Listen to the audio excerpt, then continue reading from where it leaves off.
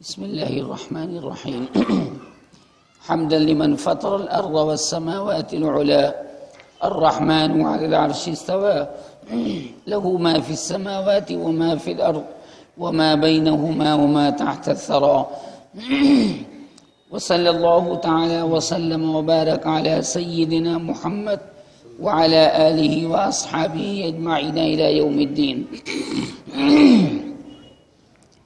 حضرات گرامی، تذکرہ حضرت نوح علیہ السلام کا ہے.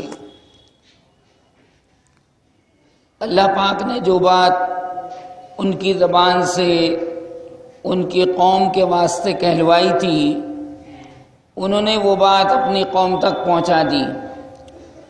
پہلی بات، نیک اعمال کرتے رہو، ان اعبدوا اللہ، اور اللہ کی نافرمانی سے بچتے رہو، اور پروردگار عالم کے احکام ہر ایک کے پاس ڈائریکٹ نہیں آتے، نبی کا واسطہ ہوتا ہے، لہذا میری اطاعت کرتے رہو. تو اللہ تبارک و تعالی بدلے میں تمہارے گناہوں کی بخشش کر دے گا، اور ایک وقت متعین تک تمہیں مہلت دے گا، مراد موت کا وقت ہے. اب حضرت نوح علیہ السلام کو مسلمانوں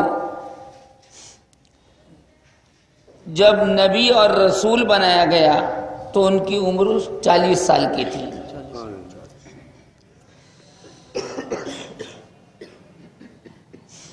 معجزانہ طور سے حضرت نوح علیہ السلام کی عمر 1250 سال ہوئی.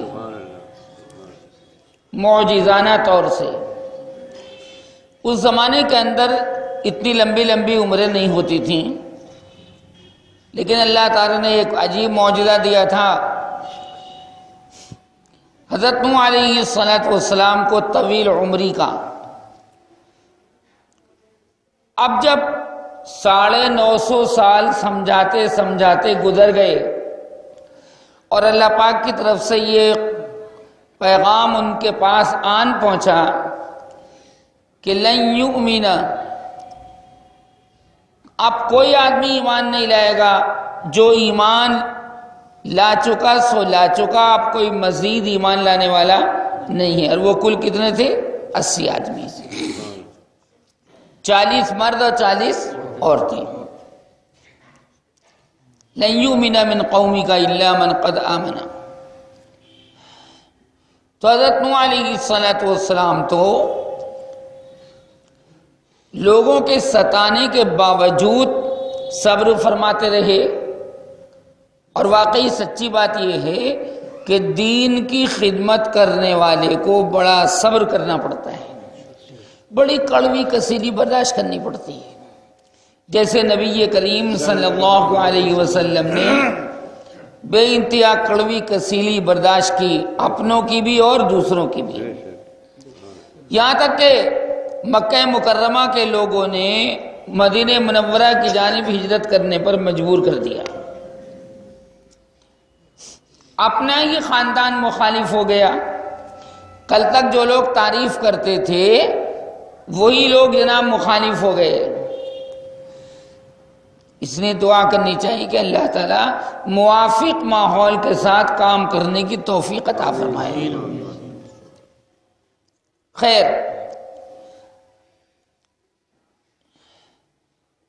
اب حضرت نوح علیہ السلام اس نیت سے کہ ایک نسل، ایک جنریشن اگر کہنا نہیں مان سکی تو دوسری نسل شاید کہنا مان لے.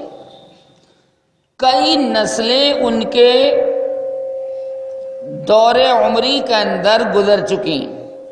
مثلا 100 سال کی ایک نسل آپ لگائیں تو ظاہر سی بات ہے کہ 1200 سال میں کتنی نسلیں گزر چکی ہوں گی؟ 12. تو یہی سوچ کر کہ بھئی یہ نہیں لا سکے ایمان تو شاید کوئی دوسرا، تیسری نسل، چوتھی نسل، 5ویں نسل ایمان قبول کر لے. اسی طرح صبر فرماتے ہیں. جب اللہ پاک نے یہ فرما دیا کہ اب جو لوگ ایمان لانے والے تھے وہ لا چکے، تب انہوں نے عذر پیش کیا اللہ پاک کی بارگاہ میں۔ پوزیشن یہ تھی مسلمانوں کہ قوم کے لوگ واقعی عبداللہ ابن عباس رضی اللہ تعالی عنہما کی روایت کے مطابق اتنا مارتے تھے کہ پٹتے پٹتے یہ بیچارے ادمرے ہو جاتے تھے، بے ہوش ہو جاتے تھے۔ لوگ جو تھے ایک کمبل میں لپیٹ کر انہی کے مکان میں ان کو پھینک جاتے تھے۔ جب ہوش آتا تھا تو یہ فرماتے تھے کہ یا اللہ اگر یہ قوم یہ نسل نہیں سمجھ پا رہی تو دوسری نسلوں کو سمجھنے کی توفیق عنایت فرما، جیسے حضور اکرم صلی اللہ علیہ وسلم نے یہی انداز اختیار فرمایا۔ کسی کے نہ ماننے سے یہ لازم نہیں آتا کہ اس کو نصیحت کرنا بند کر دی جائے، نہ، نصیحت کرتے رہو، خیر خواہی کرتے رہو۔ وَذَكِّرْ فَإِنَّ الذِّكْرَىٰ تَنفَعُ الْمُؤْمِنِينَ، تم تو نصیحت کرتے رہو، تمہارا کام نصیحت کرنے کا ہے، راہ راست پر لگانا مجھ خدا کا کام ہے۔ اللہ تعالیٰ جب چاہتا ہے مسلمانوں بڑے بڑے ڈاکوؤں کی قسمت کو پلٹ دیتا ہے، اور جب چاہتا ہے امتحان لینا، آزمائش کرنا، اللہم احفظنا، تو بڑے بڑے تہجد گزاروں کو بے نمازی کر دیتا ہے، اللہم احفظنا۔ اس کی سرکار میں چھوٹا سمجھنے میں ہی عافیت ہے، اس کی سرکار میں، اس کی بارگاہ میں اپنے آپ کو منکسر المزاج رکھنا ہی بہت بڑی عافیت کی بات ہے۔ اس کو کیا ضرورت ہے عبادت کی؟ نہ سجدوں کی، نہ کسی کے قیام کی، نہ کسی کے رکوع کی۔ بھائی جو آدمی اپنی بگڑی خود بنانا چاہے وہ بنائے، اس کو کیا ضرورت ہے کہ آپ تمہاری اللہ اللہ 12,000 کی تسبیح کی اس کو ضرورت ہے؟ نہ، اس کا نام لینے والے تو بہت موجود ہیں، فرشتے موجود ہیں۔ تو اب جب اللہ پاک نے فرما دیا کہ اب کوئی ایمان نہیں لائے گا، تو حضرت نوح علیہ السلام نے اللہ کی بارگاہ میں عذر پیش کیا۔ قال، حضرت نوح نے فرمایا ربی، اے میرے پروردگار، انی دعوت قومی لیلا و نہارا، پروردگار میں نے اپنی قوم کو رات دن دعوت دی، نہ رات میں میں نے چین اٹھایا نہ دن میں چین اٹھایا، کسی طرح یہ سمجھ جائیں۔ معلوم یہ ہوا کہ دعوت کا کام رات میں بھی ہو سکتا ہے اور دن میں بھی ہو سکتا ہے، اپنے وطن میں رہ کر بھی ہو سکتا ہے، دوسرے مقام پر جا کر بھی ہو سکتا ہے۔ فرمایا پروردگار جتنا جتنا میں نے ان کو بلایا تیری وحدانیت کی طرف، تیری یکتائی کی طرف، تیرے اسلام کی طرف، ایمان کی طرف، یہ تو اتنا اتنا نفرت کرتے چلے گئے۔ مرض بڑھتا گیا جو دوا کی، دوا کرنے سے تو مرض گھٹنا چاہیے، لیکن ان کا مرض تو جناب بڑھتا رہا۔ فلم یزیدہم دعائی الا فرارا۔ اس کے بعد حضرت نے فرمایا پروردگار پوزیشن آپ بہتر جانتے ہیں،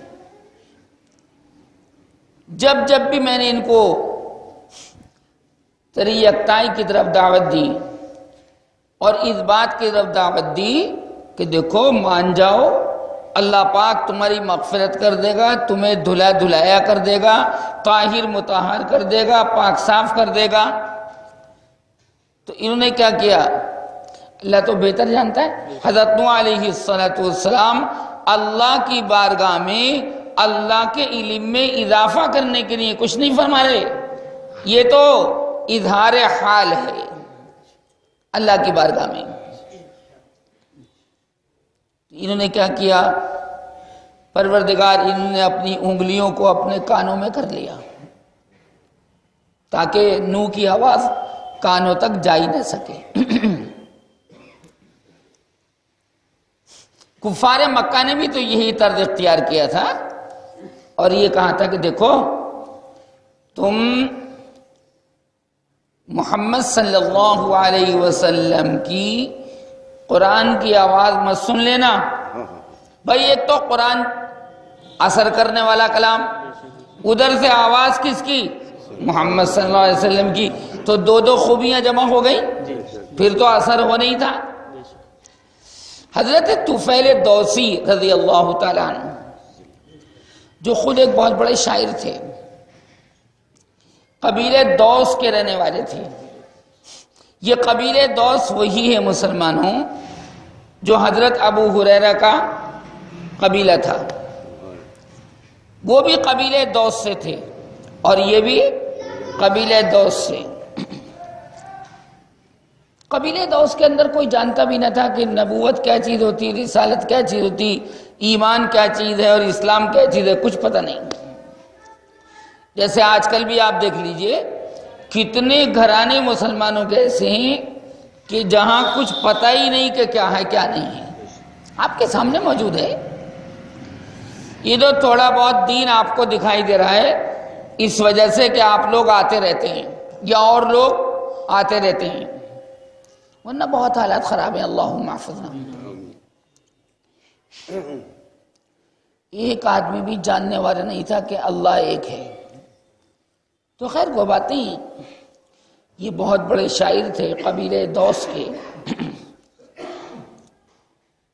تو انہوں نے سوچا کہ بھئی اللہ تبارک و تعالی نے مجھے بھی شاعر بنایا، میں بھی تو کلام کی اونچ نیچ سمجھتا ہوں، کون سا کلام اچھا ہے، کون سا درمیانی درجے کا ہے، کون سا نچلے درجے کا ہے، میں سب سمجھتا ہوں. تو میں بھی تو جا کر سن کر دیکھوں کہ یار محمد صلی اللہ علیہ وسلم کہتے کیا ہیں، کم از کم جا کر تو دیکھوں. یہ بالا بالا باتیں میرے پاس آ رہی ہیں. تو طفیل دوسی رضی اللہ تعالیٰ عنہ ایک مرتبہ قبیلے دوس سے چل پڑے مکہ مکرمہ. اس وقت نبی کریم علیہ الصلوۃ والسلام نے مسلمانوں مدینہ منورہ کی جانب ہجرت نہیں فرمائی تھی، مکے میں ہی آپ تشریف فرما تھے. وہاں مکہ مکرمہ کے ایک صاحب سے ان کی الیک سلیک تھی، سلام دعا.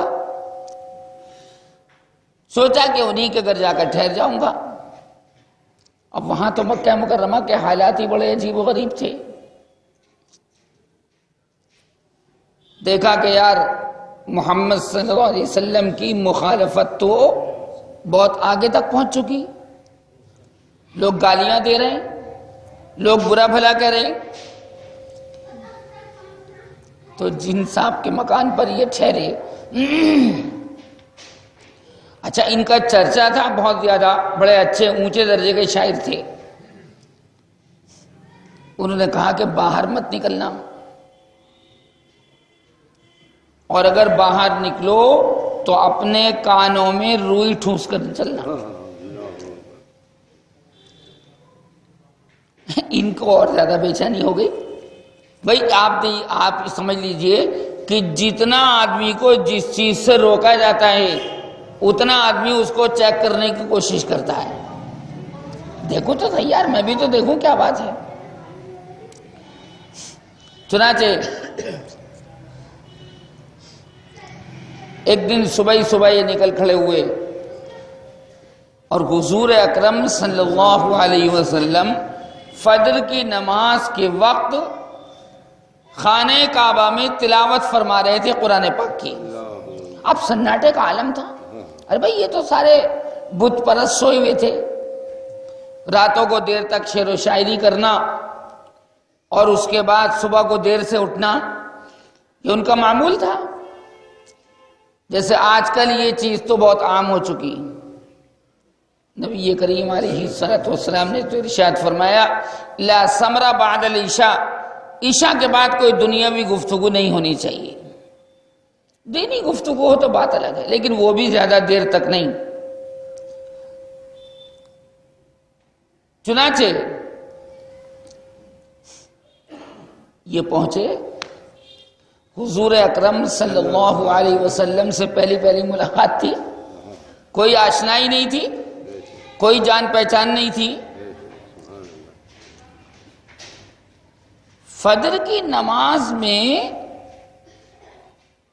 تلاوت کلام پاک کے بعد نبی کریم صلی اللہ علیہ وسلم اپنے مکان کی طرف چل پڑے۔ اپنے اچھا، چونکہ کوئی جان پہچان نہیں تھی لہذا یہ بھی حضور اکرم صلی اللہ علیہ وسلم کے پیچھے پیچھے چل پڑے۔ میں ایک بات کہتا ہوں کہ چل کیا رہے تھے، اللہ چلوا رہا تھا۔ ان کی قسمت تو 7 آسمانوں کے اوپر مسکرا رہی تھی کہ طفیل اب آئے ہو تو محمد کے دام میں پھنس کے ہی جانا۔ بڑے شاعر ہو گئے لیکن اللہ سے بڑے نہیں ہو، اللہ کے قرآن سے بڑھ کر نہیں ہو۔ تو حضور پاک صلی اللہ علیہ وسلم نے محسوس کیا کہ کوئی آدمی میرے پیچھے پیچھے چل رہا ہے۔ تو آپ نے پوچھا کون؟ تو انہوں نے کہا کہ یا رسول اللہ میں قبیلے دوس کا نیا آدمی ہوں اس مکہ مکرمہ کے اندر، اور میں آپ کی صداقت اور قرآن پاک کی سچائی کو جانچنے کے لیے خود یہاں پر آیا ہوں تاکہ خود چیک کروں۔ تو حضور پاک صلی اللہ علیہ وسلم نے فرمایا بھئی صداقت اور سچائی تو تم نے چیک کر لی؟ کہ جی یا رسول اللہ، آپ کی زبان سے جو قرآن پاک کے کلمات ادا ہوئے قسم بخدا میرے کانوں میں رز کھول دیا۔ اب مجھے اپنا غلام بنا لیجئے، اپنے دست حق پرست پر مجھے بیعت فرما لیجئے۔ میں بے شک بڑا شاعر صحیح، لیکن قرآن میں جو جادو ہے اس جادو کے سامنے میں نے تو گھٹنے ٹیک دی۔ نبی کریم علیہ السلام نے ان کو کلمہ پڑھوایا، توجہ، اور کلمہ پڑھوانے کے بعد ایک تو آپ یہ دیکھیے کہ کس وقت کلمہ پڑھا، فجر کے وقت، اور فجر کا وقت جو ہوتا ہے وہ فرشتوں کے آنے کا وقت ہوتا ہے۔ نماز فجر میں فرشتے حاضر ہوتے ہیں۔ ان قرآن الفجر کان مشہودا، اس مبارک وقت میں جبکہ دن نکلنے والا تھا، بھئی شرعی اعتبار سے تو دن ہو گیا، صبح صادق ہو گئی، لیکن دنیا والوں کی نگاہ میں تو سمجھا جاتا ہے کہ دن جب شروع ہوتا ہے جب سورج نکل آئے۔ خیر، تو اس مبارک وقت میں انہوں نے ایمان قبول کیا تو نبی کریم علیہ السلام نے فرمایا طفیل ابھی زیادہ اپنے ایمان کا شور مت مچانا، تسلی رکھنا، کبھی ایمان کا جوش تمہیں کچھ کہنے پر مجبور کر دے، ایمان کا ولولہ، ایمانی جذبہ تمہیں کسی چیز کو ظاہر کرنے پر مجبور کر دے۔ تو حضرت طفیل نے فرمایا کہ یا رسول اللہ مجھے جو بات چیک کرنی تھی میں کر چکا، اب تو میں آپ کو اور قرآن کو دل دے چکا، اب مجھے اجازت دیجئے میں اپنے قبیلے میں جانا چاہتا ہوں۔ اور آپ یقین کیجئے گا کہ جب تک میں اپنے قبیلہ دوس کے ایک ایک آدمی کو مسلمان نہیں کر لوں گا چین سے نہیں بیٹھوں گا۔ آپ کا پیغام صداقت ایک ایک آدمی کے دل میں اتار دوں گا، آپ کا پیغام حقانیت ایک ایک آدمی کے دل میں اتار دوں گا۔ چنانچہ پہنچ گئے اپنے قبیلے میں، اور قبیلے میں پہنچنے کے بعد سینکڑوں آدمیوں کو انہوں نے حضور اکرم صلی اللہ علیہ وسلم کے پاس بھیجا، اور وہ ایمان کی دولت سے مشرف ہوئے۔ یہ ابو ہریرہ کس کی محنت ہے؟ ان کی حضرت طفیل کی تو محنت ہے۔ ابو ہریرہ جن سے سب سے زیادہ حدیثیں مروی ہیں، کس کی محنت ہے؟ حضرت طفیل کی۔ اب بتاؤ ابو ہریرہ کو اتنی حدیثوں کا ثواب ملے گا تو وہ ثواب حضرت طفیل کو بھی ملے گا کہ نہیں ملے گا؟ ملے گا، بالکل ملے گا۔ اللہ پاک بہانے بہانے سے اپنے بندے کو نوازتا ہے۔ خود مول لیا، اپنی دوزخ کو خود خریدا، اور حضور اکرم صلی اللہ علیہ وسلم کے منکر ہوئے، لیکن اللہ تعالیٰ نے دوسرے لوگوں کو کھڑا کر دیا۔ نا امید نہیں ہونا چاہیے، نا امید۔ اگر کچھ لوگ انکار کرتے ہیں تو دوسرے لوگ ساتھ دینے کے لیے تیار ہو جاتے ہیں، اور سب سے بڑی بات تو یہ ہے کہ اللہ تبارک و تعالیٰ ساتھ دیتا رہے۔ اللہ جب ساتھ دیتا ہے تو قسم بخدا اس کے ساتھ دینے میں بڑی مٹھاس ہوتی ہے، کسی کا احسان نہیں ہوتا اس کے اندر۔ اس لیے کہا گیا ہے حضور علیہ السلام کی محبت کے سلسلے میں ایک ہی تو عادت ہے، صبح شام لکھتا ہوں۔ کیا کہا میں نے؟ ایک ہی تو عادت ہے، صبح شام لکھتا ہوں، تمہیں محسن، تمہیں دلبر، تمہیں گلفام لکھتا ہوں۔ تمہیں محسن، تمہیں دلبر، تمہیں گلفام لکھتا ہوں۔ کچھ لوگ انکار کریں تو کسی کے انکار کرنے سے کوئی آدمی خراب نہیں ہو جاتا۔ اللہ سے تعلق مضبوط رہنا چاہیے، بس۔ آگے کوئی کیا کہہ رہا ہے، کس طرح کہہ رہا ہے، کچھ کہہ رہا ہے، آدمی کی قابلیت خود بول جاتی ہے، آدمی کی قابلیت خود بول جاتی ہے۔ لہذا حضرت نوح علیہ السلام نے بھی صبر سے کام لیا، اور پوزیشن یہ تھی کہ قرآن کریم کہتا ہے کہ اپنے کانوں کے اندر اپنی انگلیوں کو ڈال لیا، کان بند کر لیے، اور بڑے بڑے لحاف گدوں کے اندر اپنے آپ کو چھپا لیا۔ کوئی گدے کے پیچھے چھپ گیا، کوئی چادر کے پیچھے چھپ گیا، کوئی جناب کسی دری کے پیچھے چھپ گیا، کوئی لحاف کے اندر چھپ گیا، کہ نوح علیہ السلام ہمیں دیکھ کر ہمیں نصیحت نہ کر سکے۔ قرآن کہہ رہا ہے وَاسْتَغْشَوْا ثِيَابَهُمْ، اپنے اپنے کپڑوں کے اندر اپنے آپ کو چھپا لیا۔ وَأَصَرُّوا، اور اسی کفر کے اوپر جمے رہے۔ وَاسْتَكْبَرُوا اسْتِكْبَارًا، اور انہوں نے بہت اپنے آپ کو بڑا سمجھا۔ حضرت نوح علیہ السلام کے بارے میں 12ویں پارے میں اللہ پاک نے فرمایا کہ بڑے بڑے سردار حضرت نوح علیہ السلام کے اوپر ایمان لانے والوں کے بارے میں پوچھتے تھے،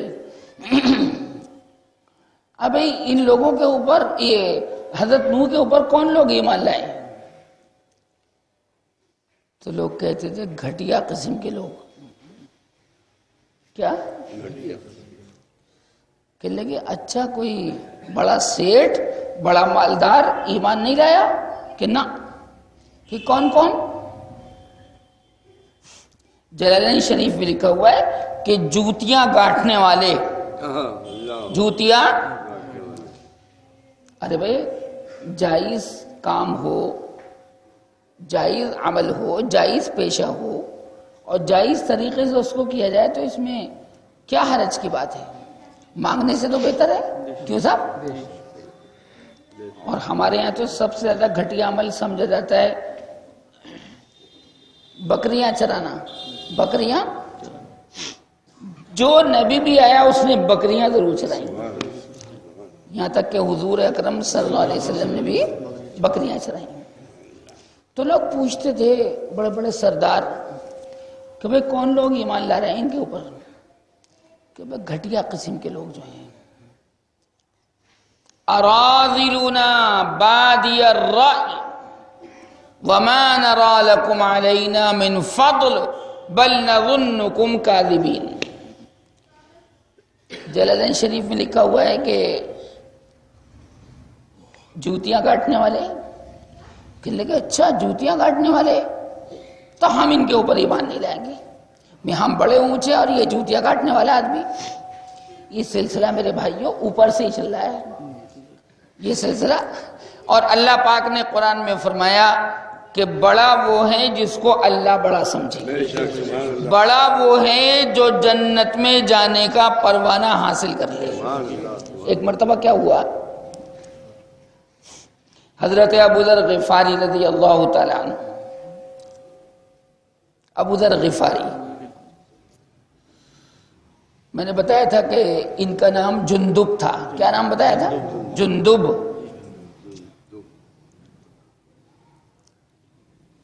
تو کسی نے ان کو ماں بہن کی سڑی گالی دے دی ان کے منہ پر ہی.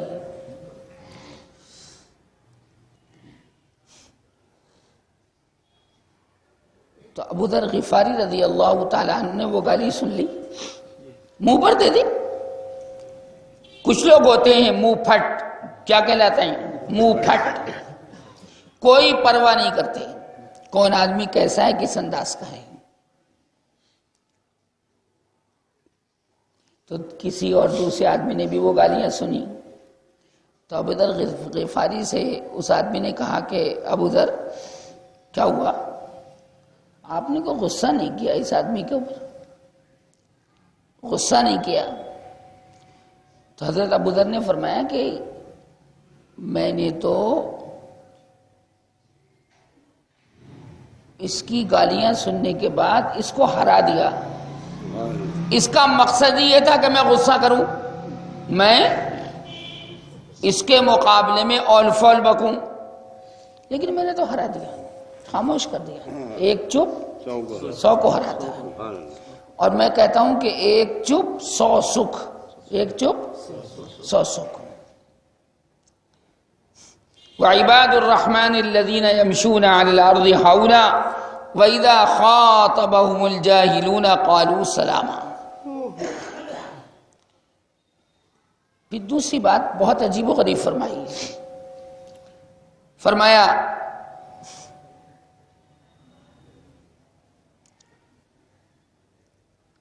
کہ مجھے کچھ پتہ نہیں کہ میں جنت میں جاؤں گا یا جہنم میں جاؤں گا. اگر میں اللہ پاک کے علم میں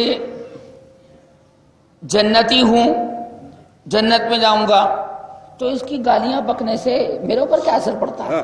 بھائی مجھے تو جنت مل گئی, اس کی گالیاں بکنے سے میرے اوپر کیا اثر؟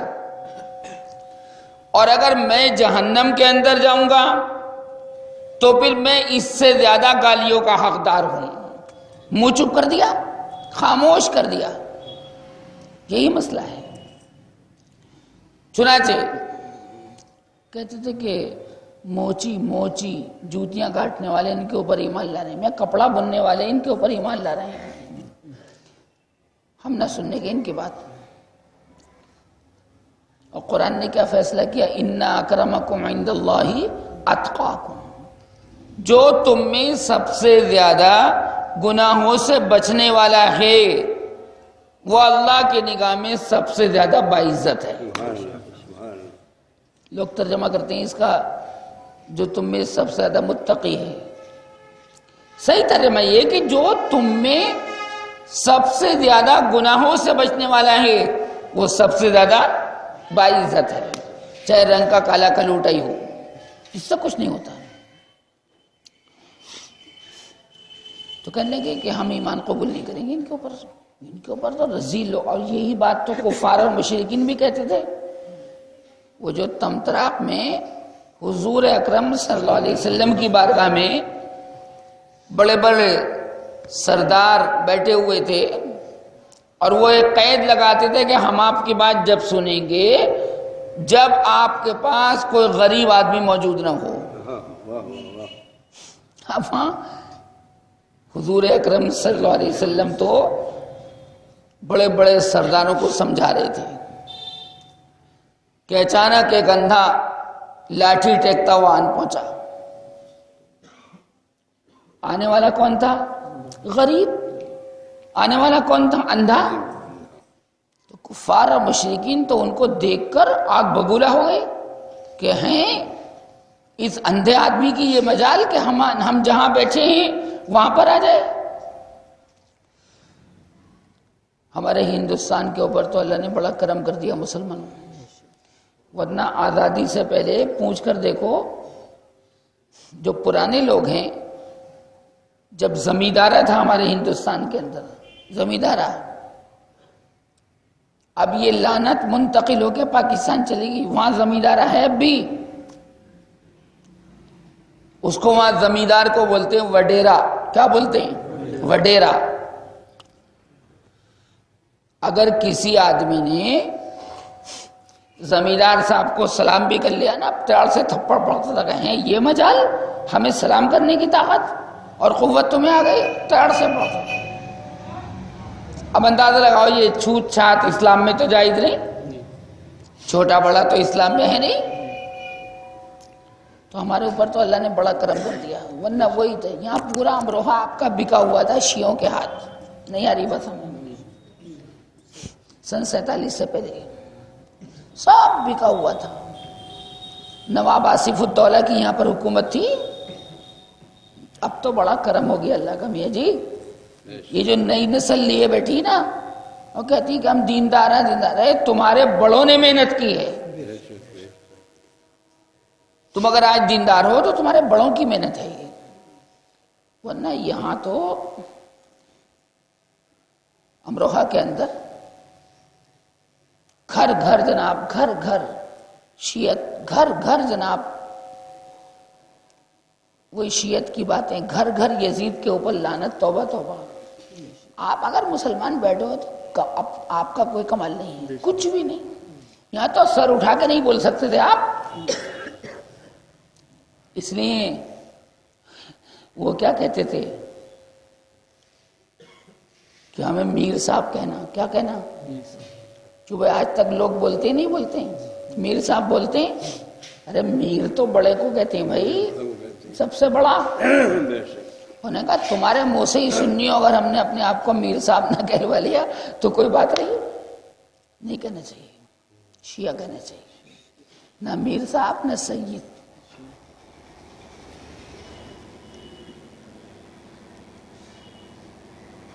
پوزیشن یہ تھی کہ سنی عورتیں، جاہل عورتیں، پڑھے لکھے گھرانوں کی عورتیں گھوڑے کی جھوٹی دودھ جلیبی کھاتے تھے، تو بھائی حکیم صاحب تھا، ایسا نہیں تھا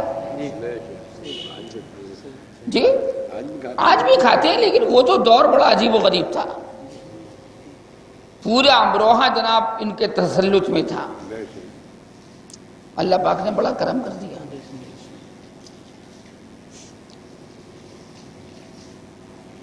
فرمایا وَإِنِّي كُلَّمَا دَعَوْتُهُمْ لِتَغْفِرَ لَهُمْ جَعَلُوا أَصَابِعَهُمْ فِي آذَانِهِمْ وَاسْتَغْشَوْا ثِيَابَهُمْ وَأَصَرُّوا وَاسْتَكْبَرُوا اسْتِكْبَارًا ثُمَّ إِنِّي دَعَوْتُهُمْ جِهَارًا، پھر میں نے ان کو کھلم کھلا بھی بلایا، کھلم کھلا سب کے سامنے ایک اللہ کی طرف دعوت دی، بلایا۔ ثُمَّ إِنِّي أَعْلَنْتُ لَهُمْ وَأَسْرَرْتُ لَهُمْ إِسْرَارًا، میں نے ان کو خلوت کے اندر بھی بلایا، سب کے سامنے بھی بلایا اور تنہائی کے اندر بھی بلایا، اور میں نے کہا کہ سب لوگ اللہ تبارک و تعالیٰ کی بارگاہ میں توبہ کر لو، استغفار کرو، وہ استغفار کرنے والے کو بہت پسند کرتا ہے، اِنَّهُ كَانَ غَفَّارًا۔ اس زمانے کے اندر مسلمانوں، جب حضرت نوح کا زمانہ تھا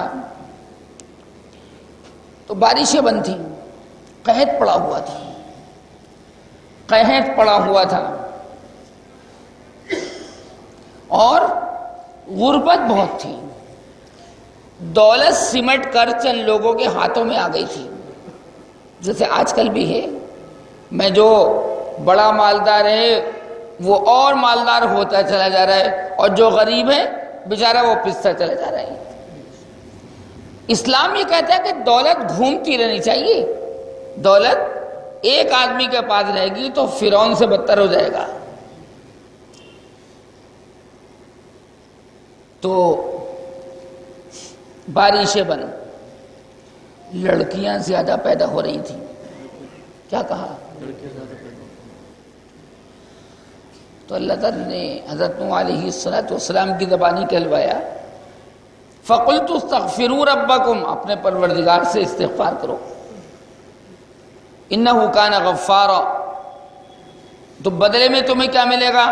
یرسل السماء علیکم مدرارا، موسلا دھار بارش اللہ تمہارے اوپر برسا دے گا۔